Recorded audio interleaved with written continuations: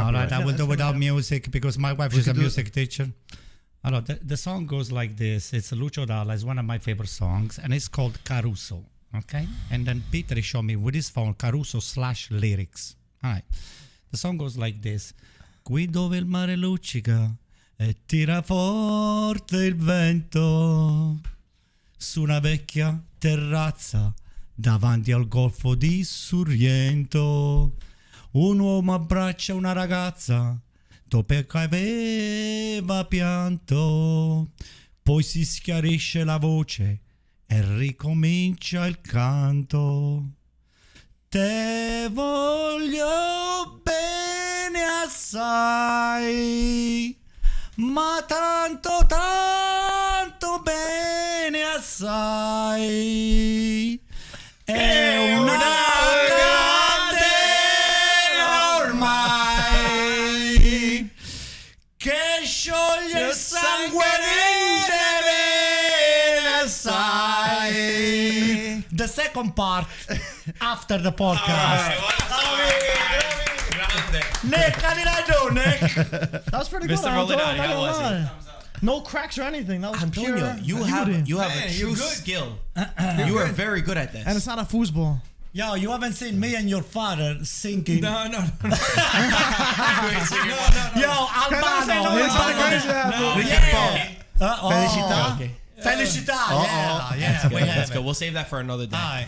Antonio, what a way to start the podcast after an unbelievable weekend. Since you're so good, why don't you start us? What inspired you the most? What were you so happy about this weekend? I was so happy because rarely see a champion, actually a true pedigree champion like Giroud doing. I don't know how you call. You can correct me. You're the only one that can correct me. Those guys are little rookies. But è un gol a mezza rovesciata. Un gol a mezza rovesciata senza i piedi a terra. I'll tell you why. Ma che sta volando? Yeah. Okay, this is the deal. He had no feet on The Flying Dutchman. No, the distinction is this. Barella, tiro a volo in mezza rovesciata. Giroud, spaccata in mezza rovesciata. The 2 feet are up. Bam!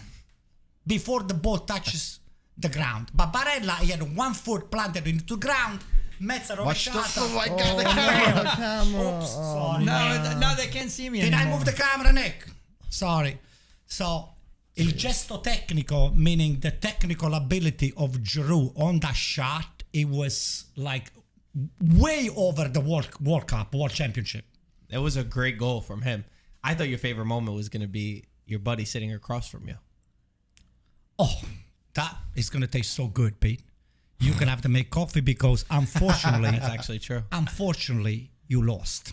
It's Unfortunately for you, but fortunately for us. That's fair. Yeah, I was sitting next to him during the game, and I could not tell whether he wanted Juventus to lose or Inter to lose, or which one would have been worse to lose. He kept going back and forth. Yeah, he kept going back and forth. So what is it? Is it for you? Pleasure is more when Juventus loses or when Inter loses? Well, in this or you're looking at the Classifica, at the standings, and then you decide which one.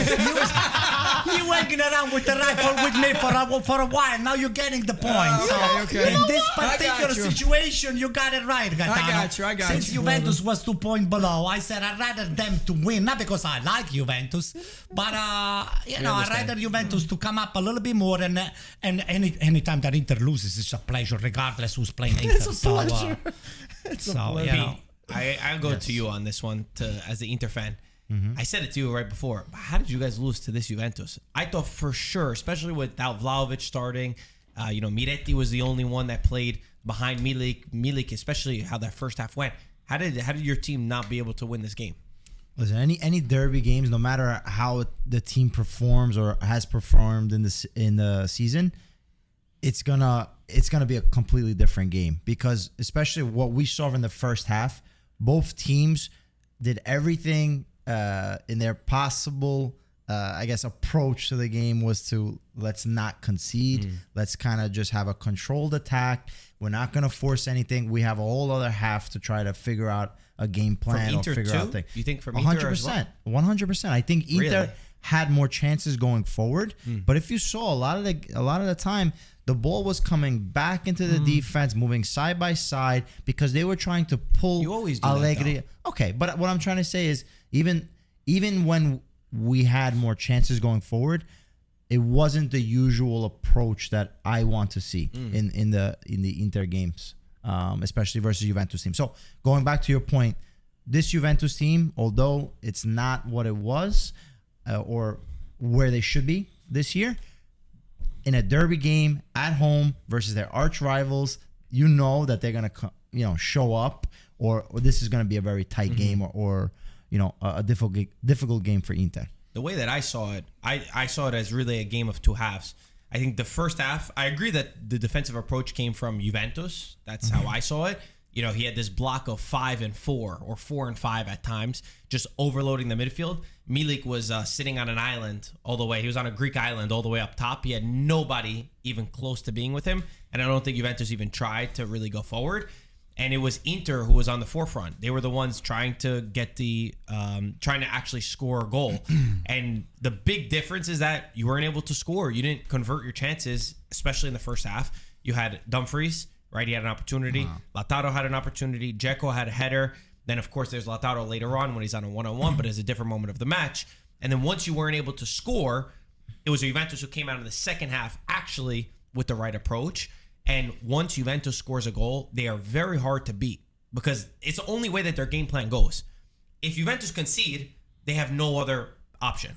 They have to defend, try to score this first goal, and then you'll see the style that they try to play. I was impressed, though, from Juventus. Usually, they'll sit back and they're very conservative. I actually like their approach even after they scored a goal because they went for the second and they nearly even got a third once Federico Chiesa came on where they were finding spaces. But I saw it as you didn't take your chances and it let Juventus build into the match more. I didn't think that you started out that bad. No, we didn't start out bad, but I think it was still a controlled approach to trying to score the goal. Inter had the opportunities, yes, but if you saw, everything was not a force. Unfortunately, for the team that we have, we don't have anyone being able to take a man on 1v1 and create this numerical advantage. This is something that I've been saying for a while now, but I think it's even more evident when a team closes the way Juventus does, that you need someone to have a spark, to break the lines, to beat a man on a dribble and be able to find the open man. And unfortunately, we weren't able to have that. Our wing play at times was atrocious, I would have to say. Like, we weren't able to create real opportunities. I mean, I don't want to be too critical because maybe I'm looking at it as the full 90 minutes. Definitely in the first half. I mean, Lautaro had a chance on top of the box. Maybe he hits it better. He scores. Dzeko, the ball, I don't know how he missed that goal. I know it came at him fast, but that was a problem. And then the third one, which is the sitting one, I think, Dumfries right in front of the goal.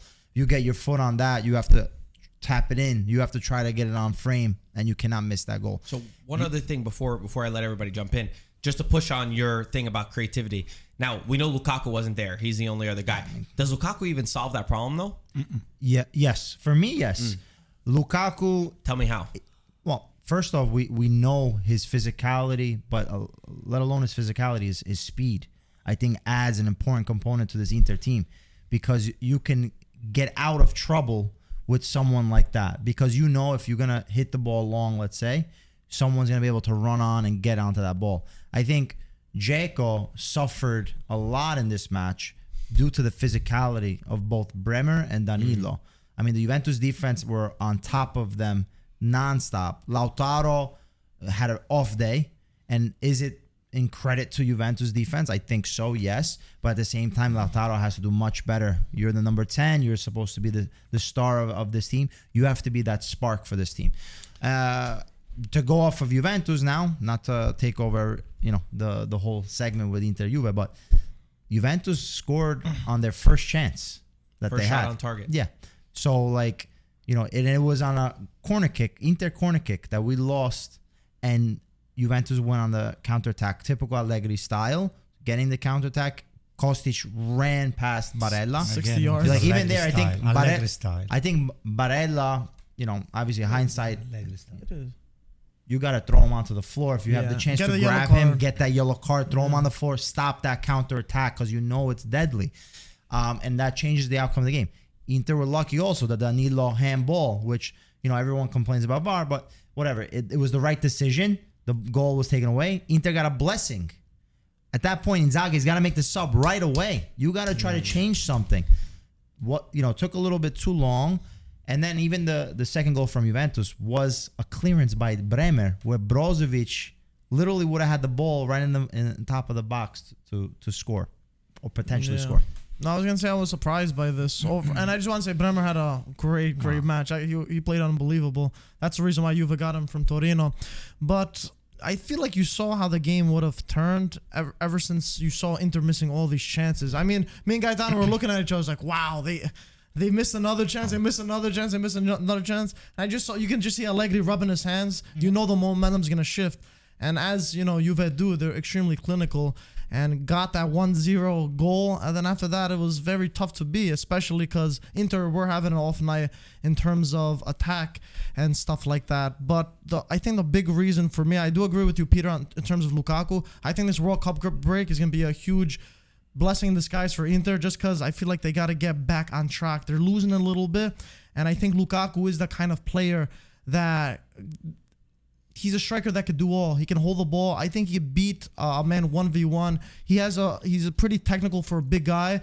So him and Lautaro up front, I think that partnership needs to be mended very quickly. It's been unfortunate because he's had a few injuries back to back. But once he comes back, I think it's going to be better. But they were just getting into good form. Like they were winning in Serie A. I don't know if it was 3 or 4 wins you had. They just got out of the group, which was an incredible feat. We know what they did to Barca. So did they need to get into the World Cup break? Because before that, they were going up. I saw Juventus like this. Yes, in Serie A, okay, they were winning, but they beat Lecce, they beat Empoli, while Inter were rising. Lukaku 2 years ago, when the whole team didn't have an answer, I feel like Lukaku was one of the only players on that team that did have an answer, a spark of brilliance. He did everything for that team. He was so unselfish. So I feel like him being there, I think he makes a world of a difference. And you still think it's going to be the same Lukaku of 2 years ago, even though we haven't really seen him yet? Unfortunately, I don't think it's going to be the same one, but I definitely think it's going to be a huge improvement to Dzeko. And him and Lautaro being together, healthy, playing off each other with the right chemistry,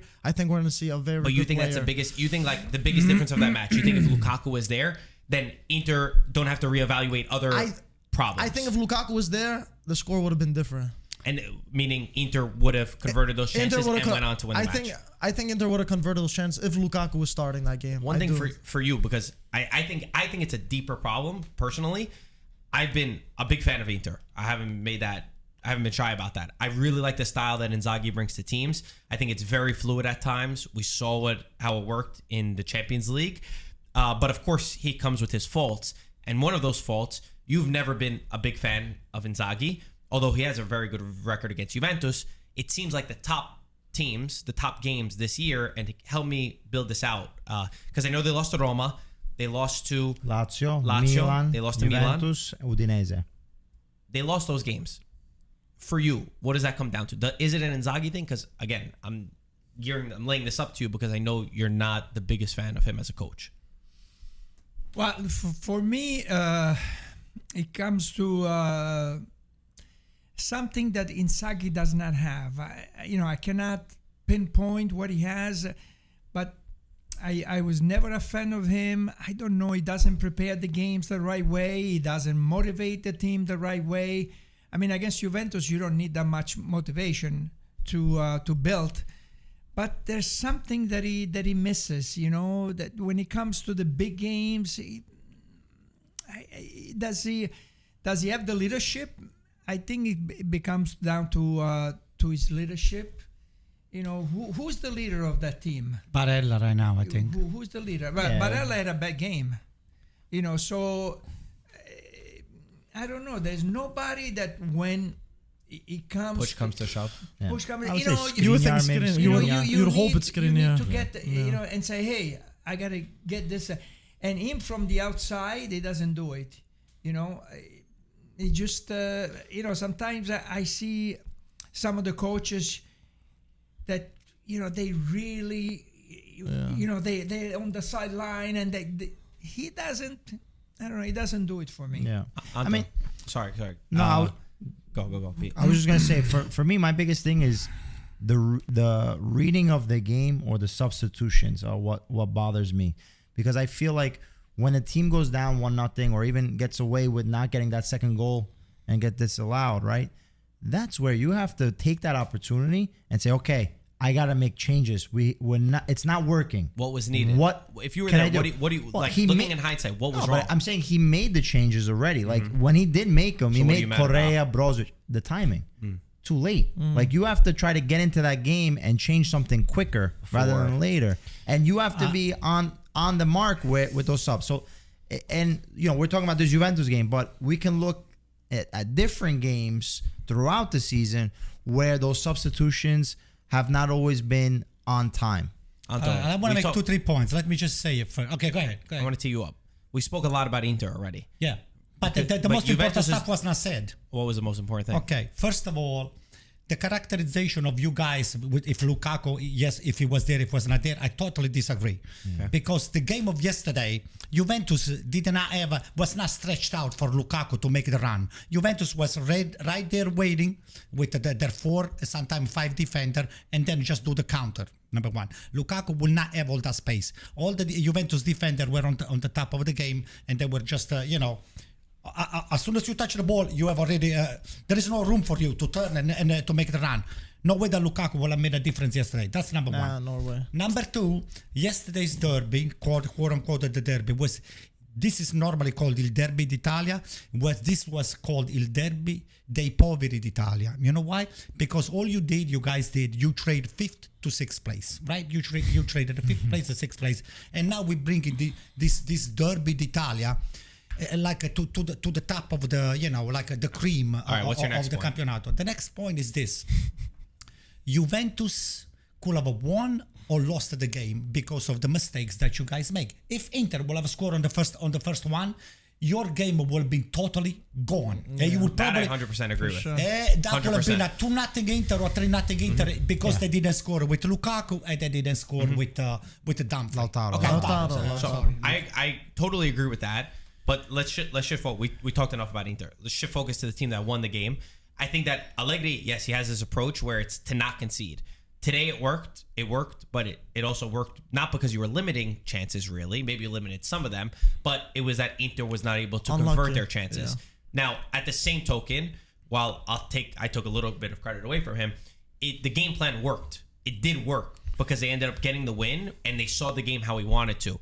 For me, the biggest talking point when we see this Juventus is where can they really compete? It's been an extremely negative year. Very, very negative. But all things considered, they are 4 points from second place, I believe. I don't have the table right in front of me, but I think it's close to there. And then 10 points from Napoli. Considering all the injuries, you're out of Champions League, this and that. You found 2 jewels, because if we talk about young Italian players, the performance from Fagioli, besides the goal, because I don't care about the goal, the performance from Fagioli, the guy had personality. The kid had personality. He tried to play his game. He's making a statement. He doesn't look nervous. And to play a Derby d'Italia, to play for Juventus, some players, their knees are shaking. I really love that he tried to play his style no matter what. Miretti, same thing. He didn't score, but maybe he was even better. I love the way that Miretti played in that match. He was brilliant. And they found these 2 little jewels that have popped out of nothing. And my only hope is that even when these players come back, these players that were supposed to start, I would let them earn their way into the lineup and let the young kids play. They play with heart, they play with spirit, they play with passion, and they want to play for the jersey. It's very rare to kind of get these sort of youngsters to actually perform in this level. And because they were dealt those cards, I think they've handled it in a good way. And I just hope that they're able to manage it out. Last thing I'll say, the introduction. Federico Chiesa, I think it's understated, his importance, even in the locker room of Juventus. The guy brings a competitive edge to the team, where a lot of times this season, I saw from Juventus, I see from the players, they're kind of like passengers, right? They're standing around. There's no one who looks like they're dying. I mean, when Chiesa plays, it looks like he can't breathe if he doesn't get this ball or if he doesn't take this shot or make this movement. I think he's helped everything else. And then lastly is Kostic. Last guy you got to talk about. His crosses, the assists he brings. He's always deadly. And he's probably the most important player in the system at the current moment. Of course, for the 2 assists that he had, but also just for how he's able to whip in these balls and change a game by a moment, especially on set pieces, which is where this Juventus seems to dominate because they don't have the build-up play.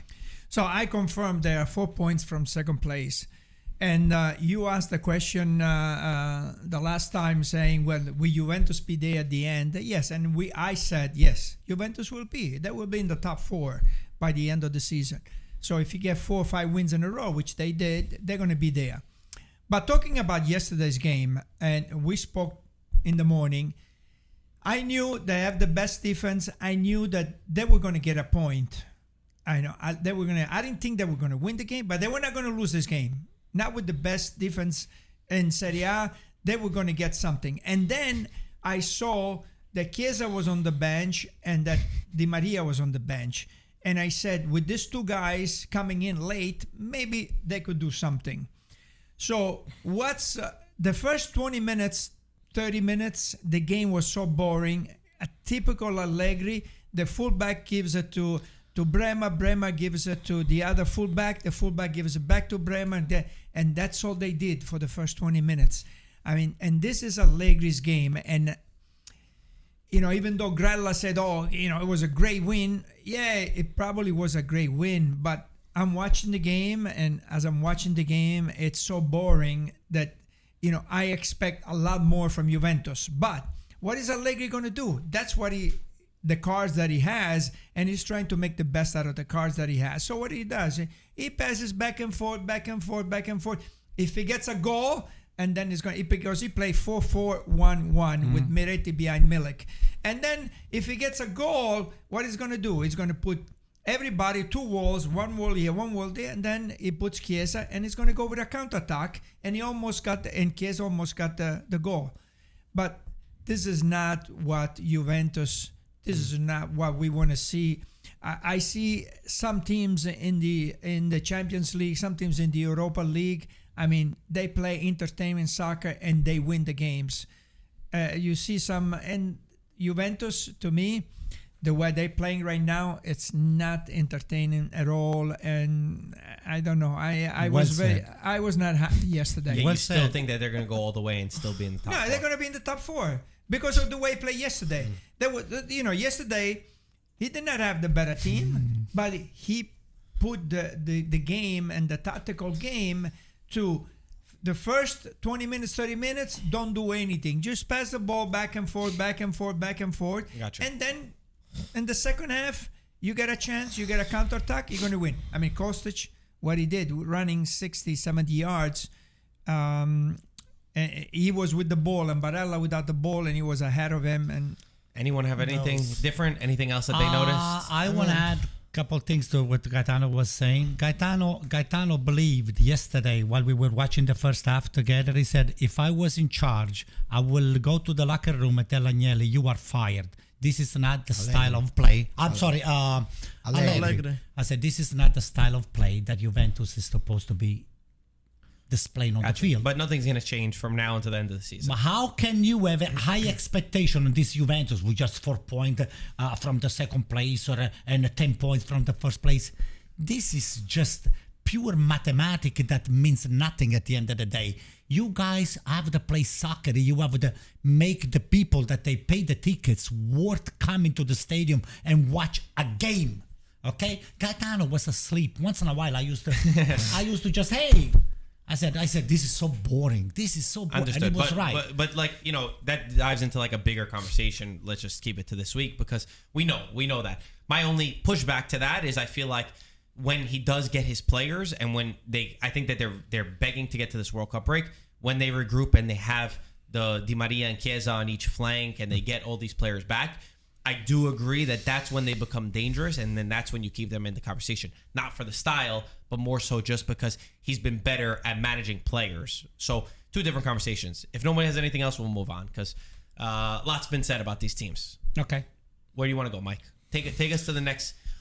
You want to talk about the other derby that might have been a little bit boring to start? The Roma derby. We can talk about that. Oh boy. Lead us off, Mike. By the way, I think I'm the only one Maybe I'm not. We got to double check. The game ended 1-0 to Lazio. You're the only one. Am I the only one that picked a lot? I said Lazio to win that. I did. Oh, thing. probably. Am I the only one that said that? To win.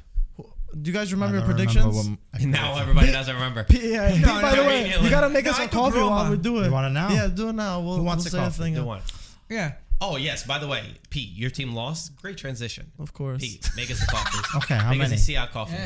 Mine I have one. extra creamy, please. All right? extra Extra creamy. extra short for me. Like me, sure. Anche Yeah. me. No Corto. sugar. Yeah. No Thanks. Yeah. Corto. sugar, no. Pete, hey, Peter Curto is gonna make me a cafe. Corto. You're a genius. You're a What? genius. You're a genius. I'm a genius. You're a genius. Wow. Nick, man. I'm a genius. Make sure you I record thought it. Nick, what No, kind of hey, Nick, I thought that- what Nick. kind of coffee do you want? Hey, Nick, I thought I was a goat. Now I'm a genius. Okay. both. No Let's one keep told talking. Anto that, so record it. Make sure. Let's keep going with congratulations, Mike. Why did you think that Lazio was going to win this match I just without Milinkovic-Savic Yeah, and and Ciro Immobile? Immobile, Why did you think yeah. that they were going to win this game? I just Tell had us. maybe it was a and lucky Roma guess. was home. Yeah, maybe it was a lucky guess, but I just had an itch. Sometimes I feel like Lazio. Paper cups there. I feel like Lazio have been playing pretty decent, even though they're missing their two most important players. And lately, I just felt like they will cause an upset. I think Sarri like lives and dies for these matches. They were butting heads in the beginning and halftime, Mourinho and Sarri, and I just love seeing that. But yeah, I think it was more of a hunch than anything. Ibanez, man, I feel like that guy guarantees 2 or 3 huge mistakes a season. You don't think he does? He literally, he had 2 people he had 2 Roma players in the box. He literally gave up a ball and Pedro ended up finishing it. I couldn't believe it. But wait, Mike, why do you think that you had this feeling with Lazio? Because sort of like how Inter and Juventus. Oh, thank you. Yeah. Wow. Wait a minute. No, sorry, because Lazio was going into a bad moment. They lost to Salernitana. Yeah. They'd only conceded 5 goals in their first 12 games, in their first 11 games. Then they conceded 3 to Salernitana. They knocked out to the Europa League. They had this whole big blowout with the Conference League where Sarri said, if I'm the president, I wouldn't even play in this competition. So much of this was said. Yeah. So, and then they're missing their 2 best players. So Yeah. what made you feel like that they would win this I feel game? like it had to be some kind of statement win from Sarri and Lazio. I feel like so much was going against them from a good start, and I just feel like they would upset Roma, even though they were playing at supposedly Roma was home that game, and I was like, you know what, everyone's going for Roma, everyone's this is gonna happen, but. You know, they didn't make it easy. It was extremely, like we said, it wasn't fun to watch game. It was an extremely gritty game. A lot of the midfield, it was all clogged in the midfield. There wasn't a lot of balls going through. And I think a lot of us could have guessed the game would have been won by a mistake. And I think that's exactly what happened. And once that goal happened, it was like, I can't see, it would be hard to see another goal or 2 for Roma to overturn it. Overall, We'll go to you, Gaetano, because you just said the opposite of Mike. You thought Roma was going to win. I thought Roma was going to win. There was not that in my mind. But if you would have told me you want to put some money on it, you want to bet on it, you would have. it's difficult to bet on a derby. Yeah. You know, because, you know, Form goes out the window. The derby, it's a different game. Okay, even though you might not have the better Explain. team. There's so much emotion on a derby and so much that sometimes even though you have the better team, you might not win the game because of all the emotion and the city, they talk about this game and like you have reported many times, you know, this is the most, I think sometimes it's more important than winning, you know, that game, it means so much bragging rights for the town and for the city that's going to last for weeks. So if I had to put money on it, I would not put any money on it. But I thought I thought that Roma was going to win. So you thought Roma was going to win. How far into the match did you think to yourself, yeah, I was wrong? How far into the match? Where did you start to lose it? Was it right away from the approach of Roma? Was it after the goal? Or did you still keep believing in the team? I think once they went behind and they were losing 1-0, there was nothing. They were not creating anything. No, you know? both of them were. Yeah, I mean there was no Pulling teeth. You know, it's not that. Oh man, they're creating chances like Inter. They were creating 2, 3 chances, 4 chances. You know, they might score. Nothing. I didn't see.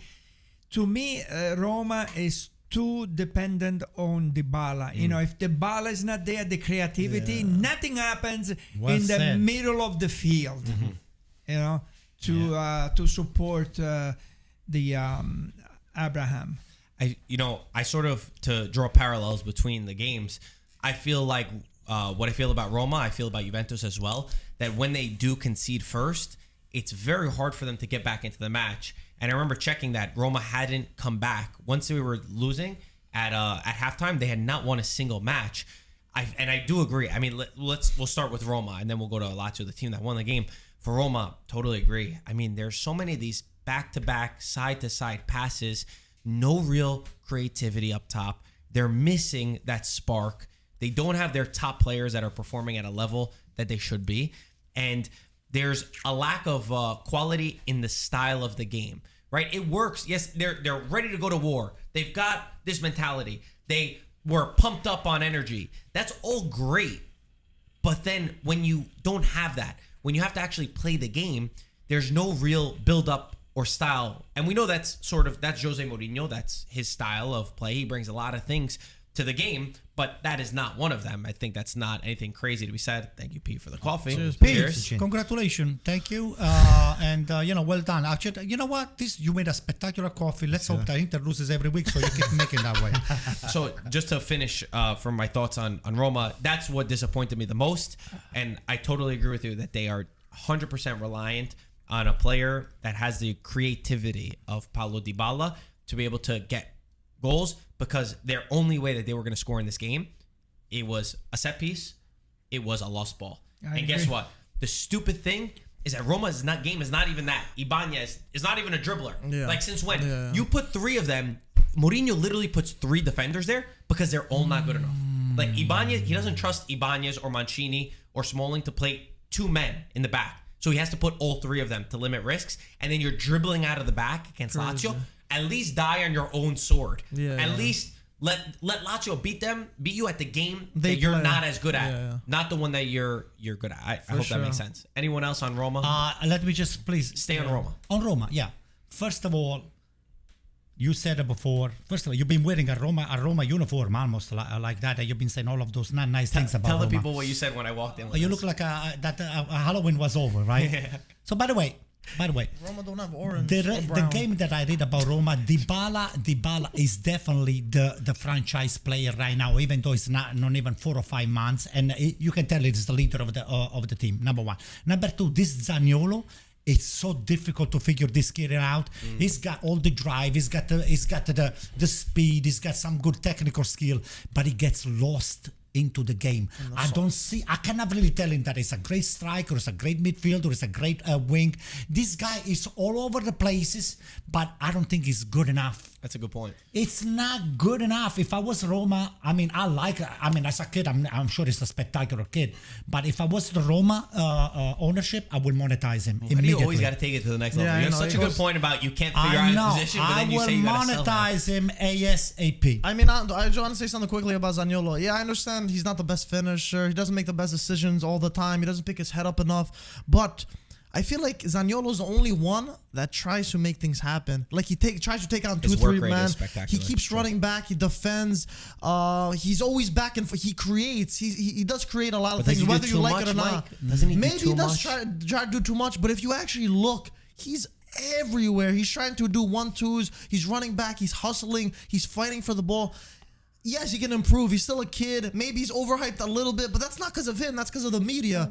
But I think there's a lot more to be seen from him in the future. Part of being a good teammate is understanding your teammates and knowing the weaknesses and strengths. For me, I like Zaniolo a lot. I would not sell him. But I do think that he does too much. And I don't think that that's a good thing. Like, I don't think that it's a praise. I think that at times you need to know where you're good at and then know where your other teammates are good at. Let me just say on Zaniolo, because you guys make the point of Zaniolo cannot finish. Yeah, no, we agree with you on that. He cannot finish. He creates, he runs, his work rate is unbelievable. I mean, he does everything well, but he cannot put the ball in the net. Zaniolo is for a 4-4-2. You put 4-4-2 and you put 2 forwards in front of him and you put him on the wing, I think that would be the best thing, because he does not have the pressure. If he plays as a forward right now, he has got the pressure of scoring a goal. He can score. Yeah, I think Zaniolo, the way he plays, he seems to be too nervous. That's how I see him on the field. It's the pressure, I think. And he's got pressure to score. there's pressure. Like at any big club, you're always gonna have pressure. But you notice, like during the games, every time he gets fouled, he's always first to yell at the referee, yell at this guy. What? Easy, man. Get the foul, get up, and play the game. So I feel like he's got a lot of talent, and he's shown glimpses of that talent. And I think one part that he's really missing is, like Gaetano said, his finishing is poor. Because we see time and time again where, you have the opportunity to just caress the ball into the back of the net, and he's trying to kill the ball. So this is a level of maturity that I think he still has to figure out. Let's not forget, he was out for a year and a half, with his injury. So I think it's also a little bit of the anger or just trying to get out there and kill it where he needs to calm down. So for me, I want to also see Mourinho in his role as a leader, as the coach of this team. What is he saying to Zaniolo to be able to get him to reach where he should be and to calm down a little bit? And sometimes, to reflect off that, it's like, is Mourinho the right coach for a Zaniolo? Because Mourinho, if you see him on the sideline, his antics are very similar to what we see on the Roma field, where all these players are always, fighting. Yeah, like, and you like to see it, but at the same time, you lose control of a game sometimes. So you need to have a little bit of that composure. And that's where finishing is all about, the composure. I learned one little sentence in the United States since I came from Italy. That's it? On a rowboat. He's a spectacular kid. Like Gaetano said, he's got a big heart, a lot of intensity on the game. He means well. But over here, you get called a jack of all trade. In other words, you do everything well except finishing. I need you to finish. I don't need you to do 3 things instead of 5. Great. I don't need you to do 6 things great. I need you to do 1 thing good and 3 things not as good. I need you to finish. I need you to finish. Let's talk End about of the story. Let's talk about the team that won, Lazio, because I think they deserve a lot of credit. This is now another clean sheet for them. Great job from them defensively, even if they didn't have a lot of chances from Roma. There was not too much pressure from that side. There's a couple shots from Zaniolo, but the team in general this season, besides that one fluke match against Salernitana where they conceded 3, defensively they've been superb. They were missing, and I'll say I was on your side. I was with you. I thought it was going to be a tie, but I did not think there was a way that Lazio could win this match, considering they were missing Milinkovic-Savic and Ciro Immobile. And when I saw the last game against Salernitana, I saw how much Milinkovic-Savic was lacked. And for me, he's the most important player in the team. He's more important than Ciro Immobile because I actually like what Felipe Anderson brings to a team. Well, that he could be a next topic. But the fact that they won this derby with 60,000 Roma fans, and the Lazio fans that were there, they were great. The choreography was spectacular, supporting their team. But it's a hostile environment when you have those Roma fans there. The fact that they won this match tells me so freaking much about the team. They've won a lot of head-to-head matches. They've won against Roma. They won against you guys, right? They won against Atalanta. Those 3 games tell me that this team is serious and they go about their business in a certain way. And I really like Sarri for certain teams. I've been very clear with that. I don't think he's for the top team. I think he's for a team of the level where he doesn't have too much pressure on him. But one critique I always had about Sarri is that he always will die on his sword, where he has to play the beautiful football. And if he doesn't, no, we don't need to win the game. This match, I feel like, and those 3 that I mentioned, he was more pragmatic about the game. He was, let's win this match. They won off of a mistake, which is good in and of itself, but they didn't need to overexpose themselves going forward and leave gaps at the back. Now, whether that's for Roma's lack of style or anything else, I think that now it's a 3rd time that they've done this in a big game. That shows the maturity that this team has gotten to, and they have brilliant players. And I'll let you guys talk about the ones up top. The one guy I want to highlight is Cataldi. The man cleans up so many passes in the midfield. I really love what he brings to a team. I will be honest. You tell me 12 months ago that I'm going to be highlighting Cataldi in a Rome derby for Amporius, I would think you're crazy because I always thought he was a very average player. But he plays his part into this team. and as well as the rest of the squad. The rest of the 11 Zaccagni all is play top. a really great match. Yeah, Anto, I was gonna. You stole the words out of my mouth. I was gonna say Zaccagni. He had a little rocky start when he came from Verona, but I feel like he really embodies Lazio very well. He's a real fighter, great classic kind of winger, and I feel like he's not getting talked enough about just because they have other great players like Immobile and Milinkovic-Savic and stuff like that. And people were saying if he was Lazio quality and stuff like that, because you're coming from a team like Verona. But now Verona are literally dead last because they sold a few key players, and it's causing vital because it's going to be very tough for them to stay in Serie A this season with all the players leaving. But yeah, you got to give it to Lazio, even though if it was a mistake or what, calcio's about capitalizing. If you don't capitalize, Peter knows with his team what happened really dearly. If you don't capitalize on your chances, that's when the chances happen and a lot of regret comes in. But great job from Sarri. Yeah. What you got about Lazio? Got anything, Pete? Lazio, I think when you see a good team, it's what they do defensively. That's why, to a certain extent, even Allegri's Juventus, not to jump on, but Allegri's Juventus, the fact that they're defensively so sound, it's going to put you in the position to win games. And that's the same thing with this Lazio team, where in the past they've often struggled with, getting goals against. And now we see a completely different approach to the game where, as you said, they're more pragmatic, but also defensively more secure. So when you are able to maintain a clean sheet, that one chance that you get, let's say you're having an off day and you put it away, you're collecting 3 points. So Sarri, he lives and dies by his Sarri ball, but I think the players that he has at his disposal, this Lazio team, fit him well. I mean, even with Milinkovic-Savic out, you have a Luis Alberto who, technically speaking, is very, very good. And, the Zaccagni, Pedro also having the experience that he has. So you have a good mix of players. So I'm not surprised where they are. Definitely, but I have to say, but Roma at home, I would expect Roma to win. And, for Mourinho, there's a lot of hype, obviously, and you kind of have these ups and downs throughout a season. He needs to be more consistent as far as scoring, creating that opportunity to win a game. And, he's always been a coach where he's had the best players be able to solve the question for him. And in this case, we're kind of seeing the same thing where, as last year, where when the going gets tough, who's going to win you the game? And his comments after the game, I didn't agree with as well, saying that Lazio had a half chance and they scored. I understand what he's doing with that. Those are mind tricks. I understand not to take it as face value, but I think there's also merit in being honest and saying when you don't play good, because you play a Rome derby and you don't even score, you barely have a chance to score a goal. I mean, for me, that's embarrassing. That's not Roma. That's not what Roma should be.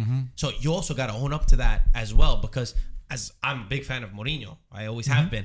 But when I hear that, it puts a bad taste in my mouth, because I look at a team that I wanted to see do well. I wanted to see put a good display. And anyone who watches football can tell that was not a good performance from Roma. Yeah, and they did it versus Napoli too. So it's not something that we say, oh, it was just the off day. That's how their approach of the game is. Anything on Lazio? Gaetano, I like his opinion about something. Tell me about the Lazio of Inzaghi, because you remember you never liked him when he was a Lazio too, and the Lazio that Sarri has, and the difference between between Mourinho 3-5-2 and Sarri 4-3-3 or 4-3-2-1, whatever you want to call it. I don't think any of us thought that Lazio was going to do anything this year, and not in the top four. So I got to give some credit to Sarri for what he did. And going back to this game, and when you look and say, well, Ciro was not there and Milinkovic was not there, do they have enough to win this game? And when we go back and we look, hey, you take Lukaku out of here, do you take Dybala out of Roma, and then they can, and you take Di Maria and Chiesa out of, and they have this guy Pedro, and they got this guy Felipe Anderson. Mamma mia, these guys, they got some skills and they got some technical abilities. 101, that's it. And one thing that you were talking about yesterday, who can salta l'uomo? Beat their man. Who can beat their man? Who can beat their man? Once you beat your man, you have created a lot of chaos on the other defense. If you cannot beat the man, there's no way you're going to win any games. But once you beat the man, and then the other players has to come to get you, that means there's a player that is free. Yeah. And I am really those Felipe Anderson. What a skills this guy has, and Pedro From Roma too. Pedro You know what's from- interesting about that? About those two players specifically? Pedro was seen as, he wears the number 9, but he was also seen to be the player that was the number 9. And I listened to Sarri's interview on why Felipe Anderson was there and Pedro's not. And he says it's all about the spaces that they create. He said Felipe Anderson is much better at creating spaces and receiving balls than Pedro is. He said Pedro's very good at a specific task. Felipe Anderson can do a little bit of everything. And I think if you watch that game back, especially tactically, the way Felipe Anderson checks in to the ball, he did a great job. He's not the biggest player, but he did a great job at getting in between those Roma defenders, laying the ball back, which allows everyone else to take space, including himself, who is a little bit better receiving the ball within space. So those little things, I personally love hearing why the decision is there, because right when Immobile went out, I assumed that it would have been Pedro and Felipe Anderson on the wing. So just to hear that is very interesting. Me too. I don't know. Well, the balance on the defense, what made the difference on the game yesterday, because when Sarri attacks and they lose the ball, they have always the 4 on the back that they're not outnumbering you, but it's not easy to go through. Okay, when Mourinho loses the ball and you find yourself with 3 defenders, the people trying to catch up. The same way Inzaghi lost the game against Juventus. Inzaghi found the 3 defenders too far up, not once but 2 times, and they got beat at their own game. The best defenders that were supposed to be Inter's defender, they got beat at their own game. De Vrij was, what's his name? Bastoni. Bastoni was No, not there. he's not. No, De Bastoni Vrij. wasn't there. Okay, Skriniar. no, I'm sorry. The ex-Lazio Acerbi, player. Acerbi. Skriniar, then who else? Vrij. They were too far up and they got caught. With it was in a America we corner say, kick. They yeah, were- but in Hold your America we pants say down. with their pants down. Okay, All right. That's Yeah, it. you went completely backwards. Guys, we had our SIAG coffee. Delicious, Peter, by the way. Every time we have our SIAG coffee, thank you, Peter, for making this. Of They're course. our sponsor for the podcast. We do a SIAG player of the round. Michael and I, we're prepared, so we'll start off. But I want you guys to think about you guys. one player that really caught your eye. It could have been a top performer, an obvious one, or it could be somebody that did something so little that you enjoyed. I'll start off. I'll say obvious one, but I want to give him a little bit of limelight. I'm going to give it to Fagioli, Pasta Fagioli, because I like a young player doing well. I like the goal that he scored, and I like the maturity that he showed in the derby. And I think that this kid really has a future, and I hope him, Miretti, and a couple others control that midfield and don't give their spots back. Create a healthy, competitive environment within the team that we've lacked for some time. Yeah, that was a good one, Marco. I think I'm going to have to stick to Anto's team on this one and say Tonali. I think Tonali had a fantastic game. It was unfortunate his incredible goal did not count, but he did something else. He gave that beautiful assist to Giroud, who did a beautiful acrobatic finish and gave them the win. Tonali was everywhere. Inter made another big mistake by giving him up, because he is literally a gem. I love that. He's so incredible. That's He a good really call, Mike. built into this team, and I think he's gonna be the future Milan. He's gonna be the next Maldini for Milan. I It's think not Maldini. the next, like the next the captain. capitano, Then- yeah. that's what I mean. Absolutely. Yeah. Antonio, I would say Who was your- per gesto tecnico is Giroud. I mean, Tonali, yes, but Giroud, the way at that 36, that's what makes you think. You're 36 years old. When he took the shirt off, the guy's got a 12 pack, not a 6 packs. does he look like you when you take your shirt off? Oh, you don't want to see me You with look my like you got shirt a off. sweater on after you take your Giroud. shirt off. Giroud, he gets this beautiful, spectacular. Delicious. Oh my he God. Una sforbiciata, una mezza rovesciata da sogno. Not even when you're a kid and you dream. You it's impossible even to dream to do something just as good as what Giroud did. Okay? Not because to take anything away from Fagioli. I think Fagioli, Pirlo did a great job. But Giroud, in giro, una girata alla Giroud. Una girata alla Giroud. Una girata. You know what girata means? Yes, the Una turn. girata alla Giroud. Okay. Tiraji. Go ahead. Pete. I enjoyed so much. I was praying no one interrupted you. You were in your own zone. He You was were like in a a flow kid in a state. candy shop right My there. He gosh, was excited. you know what? Even though Giroud was not my SIAG player of the week, you convinced me that he is the player of the week. Thanks to SIAG, because if I didn't have the SIAG coffee, I was not on my own zone. So, but with SIAG, I'm on the zone, okay? Peter, who would be your player? As my dad is looking up. We got cheated. She's gonna stay Kostic. No, because I had Giroud too. No, you gotta just give it to him. Give it to him. He's got somebody time. else. He's got time. Bye. Take your time. We He's got Peter. time. He's got time. Don't look up Kostic. I'm not Kostic. He's like, damn it, I was gonna find out. No, I mean Kostic. The guy beat Barella, in a 1v1 Yeah, race. that was great. Then he, led to the assist. So both Juventus goals came from Kostic. Also, not to forget his shot. I mean, Onana made an unbelievable save, but it still hit off the post. So I mean, Kostic, I think deservedly needs to. I need to tip my hat to him, unfortunately, but I'm surprised, Peter. Gaetano, I'm going to give you a good Kostic. suggestion while you're checking over there. Get Maldini, because I fatto un bel call, the Maldini skid. Spezia. So while he's thinking, and if you don't have one after this, then we're just gonna move We gotta on. say as We're I going to get count to 10. 9, The link is 8. in the description. If you want to get your SIAG coffee, use code IFTV20 and you'll get 20% off. Oh my That's how gosh. easy it is. The link is in the description. You get it on Amazon, because I order. If it's not on Amazon, I don't order it anymore. That's true. You can also That's get true. it there. Just very easy, simple SIAG coffee. Thank you. Do you have your player?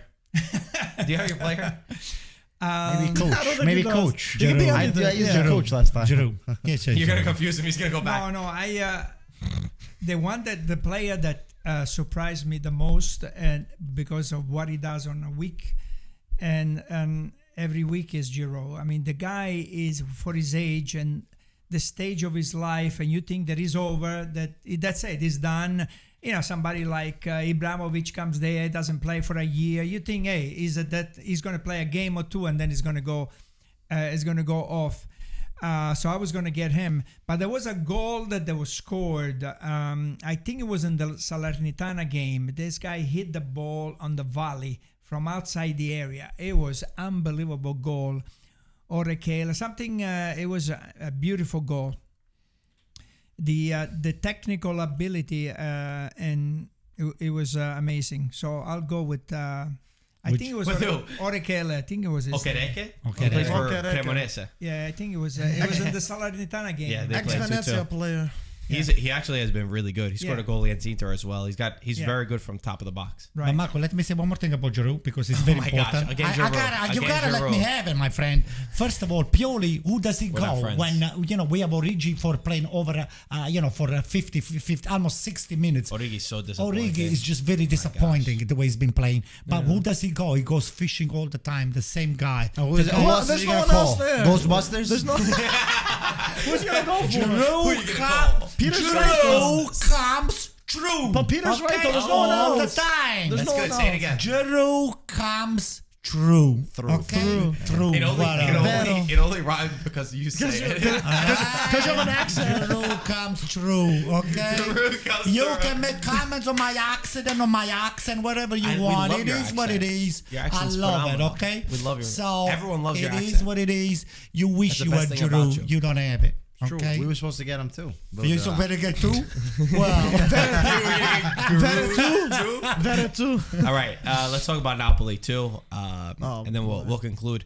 Another team that, again, is the first time that they were out with Kvaratskhelia, regarded as probably the best signing, best player of Serie A in the first 12 matches.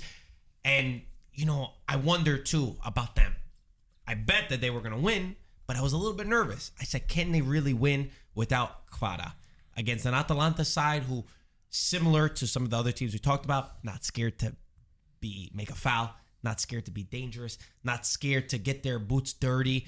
They will make a game however they need to, because, again, they've also refound themselves. They've been more pragmatic than usual.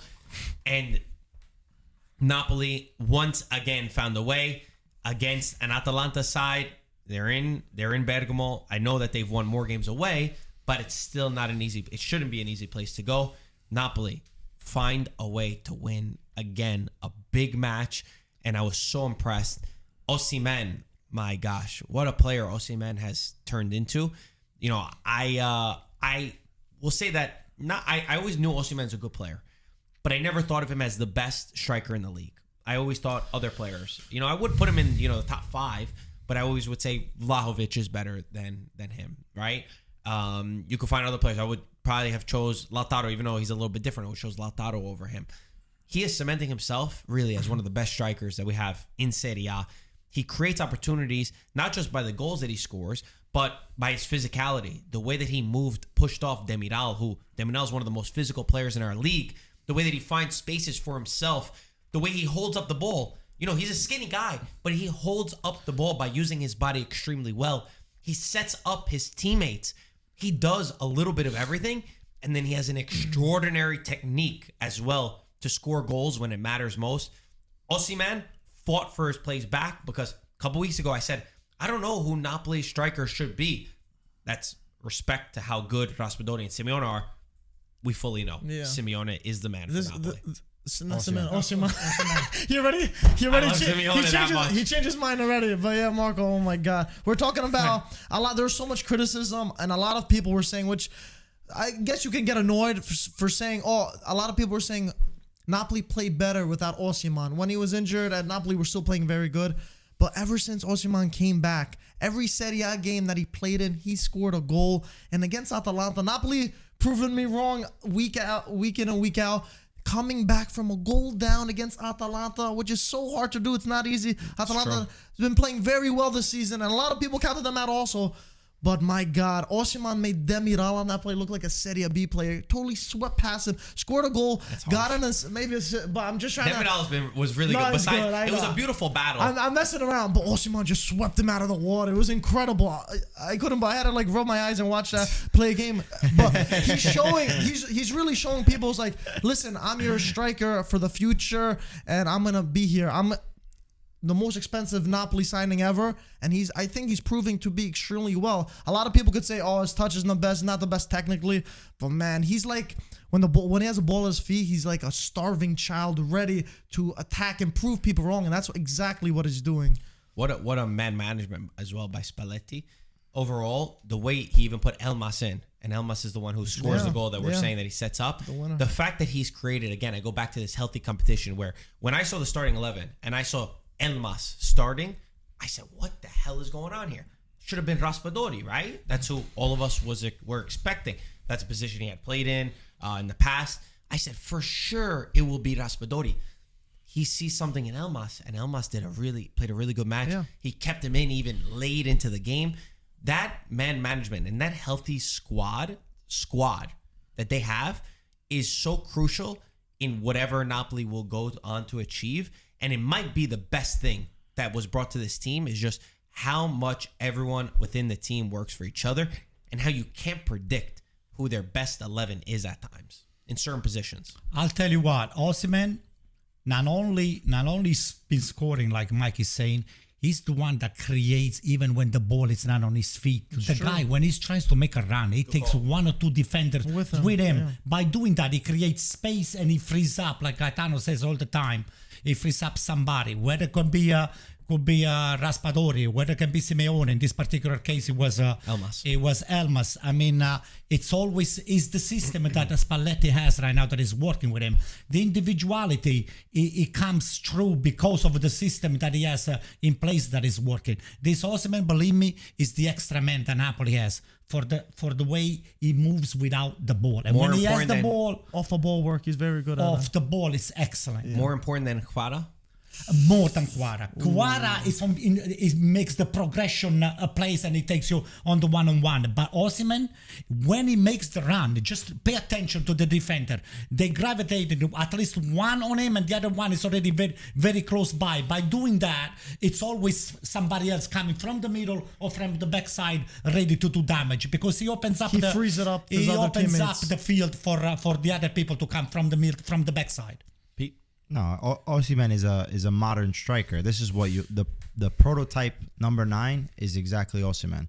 So I mean, Napoli spend money for him, 70 million or such, but he's well worth the money after the goals that he's been scoring this year and what he's able to give to this Napoli team. Then just to go off what Antonio said, Spalletti, he's such a great man manager. I think he's the one that knows all his players the best, right? He sees them day in, day out in practice. So I guess, he's been calling the shots. He's been making some, not necessarily head-scratching moves, but some questionable or not knowing exactly why he chooses one player or the other. And then what happens? That player ends up going and having a great game or going to score. So is it luck? I think if it happens more than once, there's a reason for it. And I think Spalletti has done a remarkable job. And these are games that by winning, like, it just solidifies your place, as first place nonetheless. But to go on and win the Scudetto, like, these are massive wins. Because I would have said, by all means, especially going down 1-0, okay, Guarda's out. This is a game that Napoli could drop points. This could be their first hiccup, or First even loss. a tie. Atalanta Or played them tough. but even Atalanta played them tough. But even a tie. Yeah. So They like played them tough. Atalanta had They some could have tied chances. the game. Yeah, They could have tied the game. Atalanta had some chances. So, like I said, sometimes over a stretch of a season, these 3 points matter most. can really Add up at the end. Yeah. exactly. We always talking Marco. We always talking about the goal scores and all the stuff. I have to give a lot of credit to Miretti. Miretti is doing extremely a spectacular job for them. Yes. He's been making key saves for Napoli. I mean, my Butterfinger, the guy was my favorite guy. He's my the golden Butterfinger all the time. Butterfinger. And Now, what did they This say? is maturity. Maturity. What did Yeah. I say last year? You thought you meant for I me. know. I always like Miretti. Hey, by the way, You didn't Phil, if you're listening to this podcast, we want you to come back over here. We love you. Not that Napoli's first place. You have no excuse for not hanging around Forget about with us. Philadelphia. Philadelphia Yeah. lost. The Phillies lost. No, Phil from Philadelphia. I know. No, but I'm he's saying saying he's just sports concentrating on teams. Napoli right now. I know. I'm at Napoli. I feel it. The same He thing. has no clue. Okay. I have no clue. Understood. Ospina's still better Go than ahead. That was- So I had Napoli to win this game. Why? Because right now they're playing with such high confidence, and even if they go down 1 goal, they find a way to score and get back to the game right away. And that's the mentality and that's the confidence. Whatever they do, they do it well. What Spalletti has to show me, though, okay, you talk about Spalletti and all the moves that he makes. He's got to show me that in February he can still have this team playing this way. Once he shows me that, then I'll believe in Spalletti. Understood. One last thing about Napoli, and then let's talk about Atalanta. We'll talk about the Champions League draws, and we'll get out of here. They showed me again one more time that they're able to win matches in different ways. The game against Sassuolo, they're able to score early. The game against Roma was a battle. They just needed individual brilliance to be able to do this, to be able to win that game. This one, come from behind, go down to Atalanta. Like you said, Antonio, they're not easy to come back into a match. Just one more added to the arsenal of, when that happens, we know how to respond. When plan A doesn't work, plan B. When plan B doesn't work, plan C. That's one thing that makes them very strong on all fronts. Atalanta, not too much to add about them. Lookman is a brilliant footballer. He's good. Lookman is one of the bright spots of this season. Is it 6 goals? 5 goals or 6 goals this season in the Serie A? What a player he is. He's got the speed. He's got the intensity. He's got the dribbling. He's confident. We didn't know who the leader would have been for Atalanta in the attack, and he was the man. He's better playing off of a target striker, in my opinion. The thing that I'm going to say, Højlund, man, in over his head. Højlund is that game, Gasperini made a big mistake. Number 1, playing Højlund, and then number 2, not taking him out. He had this one chance. You're right in front of the net, that was big. and you're not able to score. I mean, come on. You got Zapata on the bench. I don't care about the form that he's on. Højlund was a disaster. But in every movement, maybe he's going to turn out to be a great player. I'm not doubting that at all. I understand many people say the talent he has. That was a bad night against Napoli. The pressure's too much. I didn't really believe he wasn't even doing the simple things right. Because if you have a bad match, okay, at least work for your team. Be able to check in, play the ball back. He was losing every ball. He was trying to do too much. He was going back and making fouls. Overdid it. And I was disappointed that Gasperini didn't take him out earlier. Atalanta, without injury, they had injuries. De Roon wasn't able to start. We know the form that Zapata's been on. Palomino's been out. He's coming back into the team. They're missing a lot of guys. They were.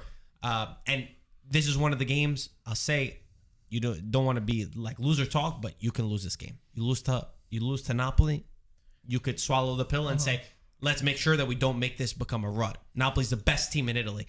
Atalanta, it was second best. It was a great battle between first and second. I love the game, You lost, and they need to work on those little key moments. And I just want to say really quick, like Marco was mentioning Lookman. By the way, Lookman is Nigerian, and so is Osimhen. So if you're Nigerian, I'm sure you're very happy and a big Serie A fan now, because their national team will look pretty good. They're going crazy on our social. Their attack is going to look very nicely. Next, whoever plays against Nigeria, I think the defense is going to be extremely scared. Of Nigerian followers. I have a bunch of Nigerian friends and colleagues. I gotta tell you something. Do they know? Oh, Who they of like? course. Do they know Osimhen? They like Osimhen a Did you lot. tell them to follow the podcast? Of course they follow the podcast. What kind of a question is that? But you know what? Let me add to what you just said before. I don't think I would put too much blame on the young kid over there. Hoyland? Yeah, I would put the blame on. I'm not blaming him for the he's loss, but I'm expensive. blaming him for the. Atebor had a lousy game. I was watching his mistake defensively. He missed so many balls. I mean, the guy couldn't do one thing right. I was watching him the whole game, and Gasperini unfortunately didn't have the answer to take him out and just sub him with an equal from the defensive side. He did everything bad. Just go watch the game. Atebor, I think, lost the game for Atalanta. What did he do to you? They had a few key players that didn't. It wasn't a good night for Atalanta. You know who they're missing the most? To me, is Pessina. Their midfield I didn't is expect not. that. Their midfield is not as good as they used to have it when Pessina used to be. Okay, there. so I think you're onto something don't there. start either, Just though. because I think that they didn't have their anchor. I would have went. They played Ederson and Pasalic and Cup Miners. All three of those players. Is there anyone there willing to do the dirty work? Is there anyone there that does the sacrifice of dropping deep and being the anchor? No. I mean, Ederson. I like Ederson. I think he's a talent, but he did not know where he was playing. He started as an attacking midfielder. Then he was a midfielder. Then he was playing in defense. I mean, he was all over the place, and he was not doing any of those He's not positions. that kind of player, correct. though, He's to not. play at a G-style So and for me, break the that's plays. what was lacking. Yeah. Okay, I know Darun wasn't fit to play the 90 minutes, but that position, especially when you play the style that Atalanta is, when you need equal balance. One goes up, one goes back. They didn't have that balance in the midfield. Anything on Atalanta, guys? No. Pete? That's how you guys said All right, it all. Champions League draws. Let's do Yeah. Champions League draws, and then we'll get out of here. Probably the best possible outcome, I think we could say, for our Italian teams. We avoided some of the big dogs. This is Champions League. No one is a pushover. No one is easy games. We're not saying that at all. It just goes by probabilities and what kind of matchups we can expect. Mike, read the draws for us, please. So the first one is Napoli ended up getting Eintracht Frankfurt, so not bad. Inter ended up getting Porto. We know they're tough. Milan got Spurs. Your favorite coach, Conte, you're going to be going up against. Let's start there. What do you Start right think? here? Yeah. Well, I'll take it. I'll take the Spurs. I mean, I would love to have the matchup with the Manchester City got, but it is what it is. We'll take Conte.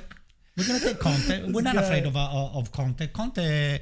Conte is all over the place lately, so it's been. They're tricky. Yeah, well, listen to me. They're tricky. All they do, they have a little speed, and their midfield is not as good as you think there is. They have Kane. They have a couple other. Kulusevski. Son Yeah, it's all right. Kulusevski. Listen. They have a bunch of Juventus rejected that they are actually doing extremely well in Tottenham. Okay. I think Tottenham is beatable. That's one thing. I think as far as the Milan draw, it could have been a lot worse. It could have went very bad. And for all the I teams. literally said, I sent in the group chat too. I was saying Tottenham for you guys just because of the Conte return. That would have been nice. Tottenham was one of the big teams, one of the big ones that I said, I watched how they played in Champions League. We know Conte's history in the Champions League. Yeah. I was very okay. I wanted one of you guys to get Tottenham because I think they're beatable. Can they win? Absolutely. I mean, it's Tottenham. They have a great team. They play a good style on certain nights. But I think that Milan's matchup of Tottenham is actually really good. I like the way that this plays out. I believe in Milan's chances. They're a threat, yes, in some regards. And I like that the first game is also in Milano, right? I believe the first game's in Milano. Is it better? Yeah, You could it's set better. the tone. Listen, I always gotta like the tell you first game something. home first. I gotta tell you something. I don't want to trade Tottenham with the Porto. Porto, they're not easy. They're nasty. They're a nasty They're team. not Porto. easy. They're not second. This is not Porto. They're nasty. They're good. They play the game the right way. I'm happy with Tottenham. If you were asking me, would you trade me Tottenham and would give you Porto? No, I'll keep Tottenham. Porto, the Catenaccio style is Porto. Let's talk about Porto. No, we know about Porto, what they're able to do. I mean, they came out of a very tough group, as first place. And then Sergio Conceição is not, a stranger from Serie A, played with ex-Lazio, ex-Inter. So he has this pragmatic approach. And Porto, they've always been tough. They were a thorn in the side, I know, for Juventus. So Inter's gonna have a tough game for sure, but I think, as we said before, I mean, much rather play Porto than a Man City, than than a lot of these other top teams coming out of a group as second place, as Inter did. So it's gonna be a tough draw. Champions League is Champions League, but we have until February to recoup all our players. But also, it's just got back into the swing of things, and then Lukaku by then. We never know what's going to happen, of course, but I do agree. I was very happy for Milan and Inter. They were in tough moments. What did Juventus get, by the way? Oh, sorry, they out. Did you say that's a joke? No, You're I poking fun over here. No, it was the coffee. The coffee that really So got me. I think, like, if you don't get Manchester City, you don't get Borussia, you don't get Borussia would have been okay. No, Bayern Munich, I meant PSG, Liverpool, Real Madrid. If you don't get one of those 5 teams, hey, listen, you did pretty good. Yeah, that's true. But out of those teams, the one that I didn't want to get is Conte, because Conte knows AC Milan pretty good. They know believe me, Conte is going to do. Oh, Gaetano. He's going to do some job on AC Milan. You hear that? You favor Tottenham in this game?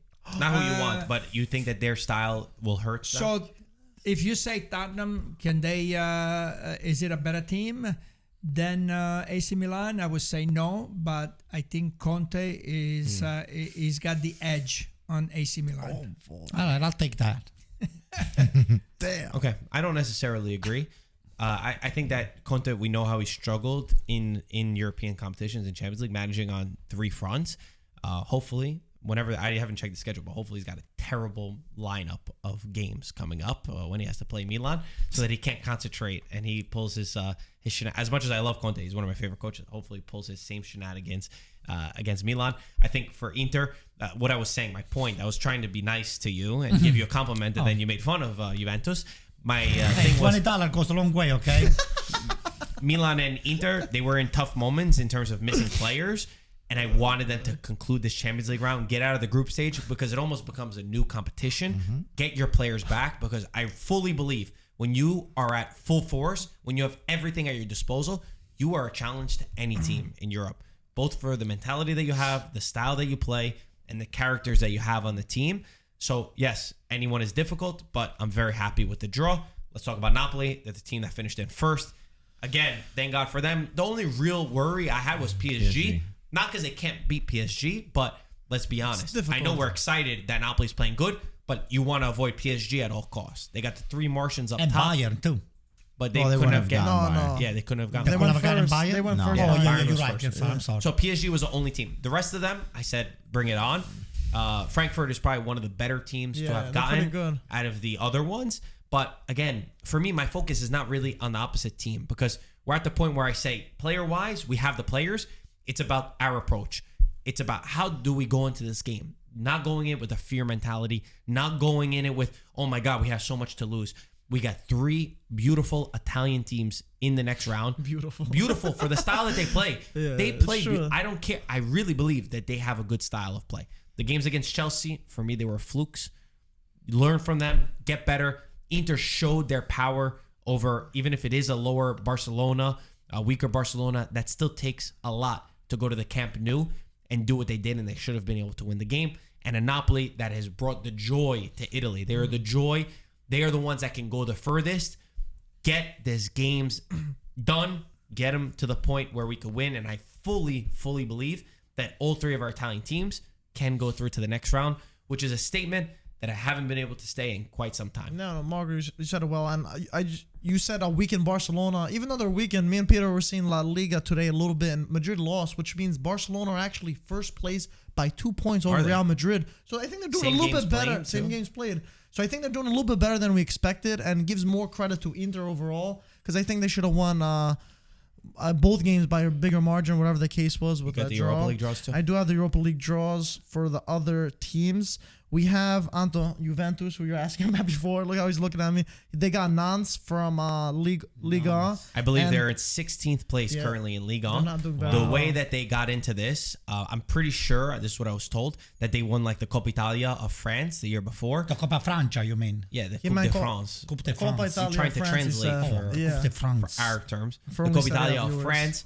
is how they were able to get into that. That's what I was told. And Roma actually got RB Salzburg, Holland's ex-team. So they're actually That's they're probably not, the worst team to get because they're they're- coming from Champions League. They are. They easy. fell. They were in third place and they fell. So that's gonna be a tricky team for Mourinho. We'll see how And they Lazio do. in the Conference League. And the Conference League draw, Lazio got CLJ Cluj, a team from Belgium, right? And then Fiorentina got a tough draw. Romania. Is it Romania? Cluj? Yeah, because Scuffet. Remember Scuffet? He came He's the from. goalkeeper. Oh, okay, you're Can you right. read the flag? Do you understand the flag? No, it's not a flag. It's a, Oh, there's it's no a flag? logo for Okay, the okay, thank you, Mike. And Fiorentina got a tough one, Braga from Portugal, which That's is tough. a very tough one for Fiorentina. Let's see how serious Lazio take the Conference League. After Yeah, all that was That's all they said, said. I mean, Forget they it. went from the Conference League, we don't want the Conference League, Yeah. to okay, now we got to take it serious. To Sadi, if I was president, I wouldn't do the Conference League. But overall, Don't like the I mentality. think it's a very positive viewing for Serie A in terms of the draws they got. Could have been much worse. Considering past seasons, we feel like a lot of the Serie A teams got screwed. think We Roma feel got a from the tough draw. draws. But I'm just saying overall, in all, I would think it's a positive that with the draws. It's all of about the for me. teams It's all for about Serie our A. approach. What do we go in it? Yeah, we'll see. There's times where our Italian teams they disappoint us. They don't actually want to win in the Europa League. They see it as a burden, as a competition that just takes away. Of course, we hate that. We don't like that. Because We. Who's we? Juventus. No, Because all you're of not us on the have- Champions League. all of us at the What table. the- I why was are you literally talking about attacking Europa him? League. We love Why are you it. attacking We are on the Champions League. We love the Europa League. You gotta like Conference it. League. You're gonna have to like that. Conference Believe League. me. They're playing nonsense in the They're Europa League. nonsense. Yeah, nonsense. Gozens. Go sense, no sense. Okay. All right, They guys. play nonsense. Guys, Nonsense. end the podcast. We'll see you next week. As always, talk to you soon. Ciao, ragazzi. guys. Ciao.